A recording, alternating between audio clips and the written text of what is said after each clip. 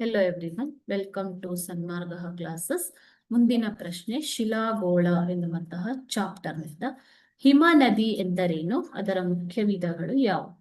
ಪರ್ವತದ ಅತಿ ಎತ್ತರ ಭಾಗದಲ್ಲಿ ಮತ್ತು ಧ್ರುವ ಪ್ರದೇಶದ ಮಂಜುಗಡ್ಡೆ ಇಳಿಜಾರಿನವರೆಗೆ ಜಾರುವುದನ್ನು ನೋಡಿ. ಇಲ್ಲಿ ಪರ್ವತ ಪ್ರದೇಶಗಳಲ್ಲಿರೋ ಮಂಜುಗಡ್ಡೆ ಇಳಿಜಾರಿನ ಗುಂಟ ಜಾರುವುದನ್ನ ಹಿಮ ನದಿ ಎಂದು ಕರೆಯುತ್ತಾರೆ. ಸೊ ಹಿಮ ನದಿಯಲ್ಲಿರುವಂತಹ ಮುಖ್ಯ ವಿಧಗಳು ಅಂದ್ರೆ ಖಂಡಾಂತರ ಹಿಮನದಿ ಮತ್ತು ಕಣಿವೆ ಹಿಮನದಿ. ಖಂಡಾಂತರ ಹಿಮನದಿ ಅಂತಂದ್ರೆ ಏನು? ಧ್ರುವ ಪ್ರದೇಶದಲ್ಲಿರುವ ವಿಸ್ತಾರವಾದ ಮಂಜುಗಡ್ಡೆಯ ಹಾಳೆಯನ್ನ ಖಂಡಾಂತರ ಹಿಮನದಿ ಅಂತ ಕರೀತಾರೆ. ಏನ?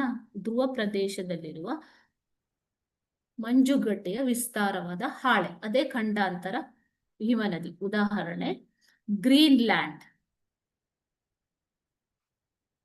ಮತ್ತು ಅಂಟಾರ್ಕ್ಟಿಕಾ, ಇವು ಖಂಡಾಂತರ ಹಿಮನದಿಗಳು. ಓಕೆನಾ?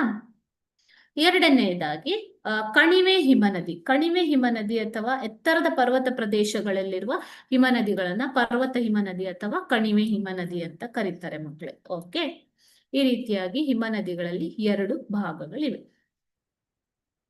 Thank you.